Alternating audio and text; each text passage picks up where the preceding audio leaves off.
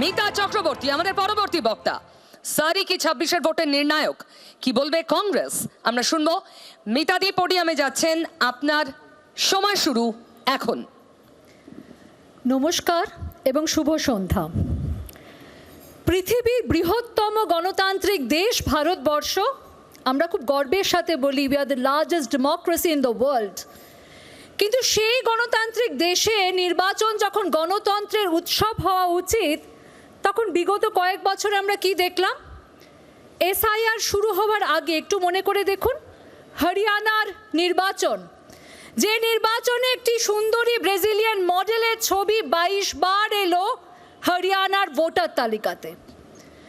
আপনাদের হয়তো মনে থাকবে রাহুল গান্ধীজি, আমাদের বিরোধী দলনেতা, তার প্রেস কনফারেন্স, যেখানে তিনি তথ্য সহকারে, প্রমাণ সহকারে প্রেস কনফারেন্স করে দেখিয়ে দিয়েছিলেন কিভাবে মহারাষ্ট্রের অ্যাসেম্বলি ইলেকশনে ভোট চুরি হয়েছে, কিভাবে সেন্ট্রাল বেঙ্গালুরু লোকসভা নির্বাচনে ভোট চুরি হয়েছে, কিভাবে হরিয়ানার ভোট চুরি হয়েছে।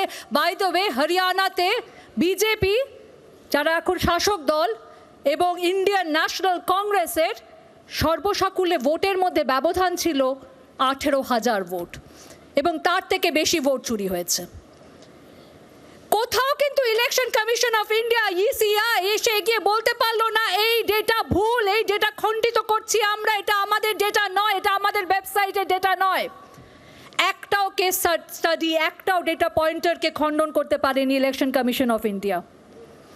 তার মানে সাইলেন্স কি আমরা ধরে নেব যে কোথাও একটা ওরা স্বীকার করে নিল ভোট চুরি হয়েছে এবং আগামী দিনেও ভোট চুরি হবে? আজকে যখন এই ভোট চুরির পরিপ্রেক্ষিতে এই রাজ্যে এসআইআর শুরু হলো, জাতীয় কংগ্রেস কিন্তু কোনোদিন এসআইআর এর বিরোধিতা করেনি। জাতীয় কংগ্রেস প্রথম দিন থেকে বলেছিল সময়সীমা বাড়ান, স্বচ্ছতা দেখান, স্বচ্ছভাবে ভোটার তালিকা বানান, যাতে কোনো বৈধ ভোটার ভোটার তালিকা থেকে বাদ না পড়ে, আর কোনো অবৈধ ভোটার, কোনো ফেক ডুপ্লিকেট ভোটারের নাম যাতে এই ভোটার তালিকায় না থাকে। কিন্তু তারপরেও আমরা কি দেখলাম?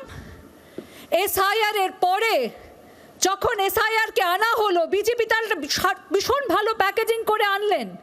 বললেন পশ্চিমবাংলা নাকি দ্বিতীয় বাংলাদেশ হতে চলেছে, পশ্চিমবাংলার নাকি ডেমোগ্রাফি বদলে যাচ্ছে, তাই এখানে এসআইআর করার প্রয়োজন রয়েছে। তারা এসে যখন আমাদের সামনেই তথ্য দিচ্ছিলেন, এবং আজকে আমি গভর্নমেন্ট অফ ইন্ডিয়ার ডেটা দেখছিলাম, তখন আমি অবাক হয়ে গেলাম এটা দেখে যে 2004 এবং 2014-র মধ্যে যখন ইউপিএ 1 আর ইউপিএ 2 এর সরকার ছিল, যখন ডক্টর মনমোহন সিং দেশের প্রধানমন্ত্রী ছিলেন, তখন 23,000-এর উপরে বাংলাদেশিকে চিহ্নিত করে তাদেরকে রিপোর্ট করা হয়েছিল। 2014 থেকে 2024 সেই সংখ্যা নেমে দাঁড়ালো 3,000 থেকে 4,000। এটা গভর্নমেন্ট অফ ইন্ডিয়ার ডেটা। যখন আমরা দেখি ইন্ডো বাংলাদেশ বর্ডার, বলা হয় বারবার যে ফেন্সিং সম্পন্ন করতে দেয় না রাজ্য সরকার, তাই জন্য নাকি অনুপ্রবেশকারী আসছে। আপনারা হিন্দি চ্যানেল খুললেই সারাক্ষণ শুনবেন ঘুসপেটিয়া ঘুসপেটিয়া ঘুসপেটিয়া, বাংলাদেশি অনুপ্রবেশকারী, 1 কোটি রোহিঙ্গিয়া, 1,20,00,000 বাংলাদেশি অনুপ্রবেশকারী। কিন্তু আমরা যখন দেখলাম ফেন্সিং প্রায় 4,000 কিলোমিটার আমাদের ইন্ডো বাংলাদেশ বর্ডার, তার মধ্যে 3,200 কিলোমিটারের ফেন্সিং সম্পন্ন হয়েছে।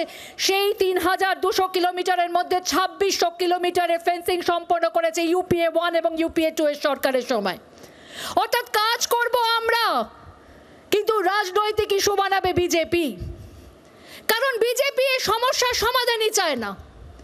বিজেপি শুধু চায় এই সমস্যাটাকে বাঁচিয়ে রাখার জন্যে, যাতে এই সমস্যাটাকে নিয়ে রাজনৈতিক হাতিয়ার হিসেবে ব্যবহার করে নির্বাচনের আগে তারা টুপি তিলকের রাজনীতি করতে পারে, বিভাজনের রাজনীতি করতে পারে, এবং রাজনৈতিক ফায়দা তুলতে পারে, পলিটিক্যাল ডিভিডেন্ড নিতে পারে।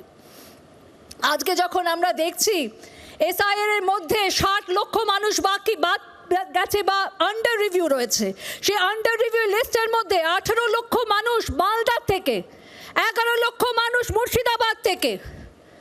তারা জানেন না তারা এই আসন্ন বিধানসভা নির্বাচনে ভোট দিতে পারবেন কি পারবেন না। আমাদের খুব সোজা দাবি যে আমাদের দেশের সংবিধান রাইট টু অ্যাপিল দেয় প্রত্যেকটা ভোটারকে। তাই যতক্ষণ এই 60 লক্ষ পেন্ডিং কেসে আপনারা কোনো কনক্লুশনে না পৌঁছতে পারবেন, ততদিন আপনারা নির্বাচন ঘোষণা করতে পারবেন না। আমরা দেখেছি কিছুদিন শেষ করতে হবে। 20 তারিখে 20 জানুয়ারি ফর্ম 7 এর সিও ডেটা শুধু 99,000 ফর্ম 7 জমা পড়েছিল, সেটা লাস্ট ডেট অফ সাবমিশন ছিল। 28 তারিখে দেখলাম সেটা বেড়ে গিয়ে হয়ে গেছে 5,40,000। বাকি 5 লক্ষ কোথা থেকে এলো? 9 লক্ষর বেশি যে ফর্ম 6 জমা পড়েছিল সেটা সময় কমে শেষ। গিয়ে 1,80,000 হলো। তো আমরা দাবি করছি স্বচ্ছভাবে করুন, এটা গণতন্ত্রের উৎসব হওয়া উচিত, এটা গণতন্ত্রের শ্মশান যাত্রা হওয়া উচিত না, গণতন্ত্রের মক্কারি হওয়া উচিত না, গণতন্ত্রকে এখানে কবর দেওয়ার নাম এসআইআর হতে পারে না। অনেক অনেক ধন্যবাদ। বাংলার আওয়াজ, বাঙালির আবেগ, জি 24 ঘন্টা।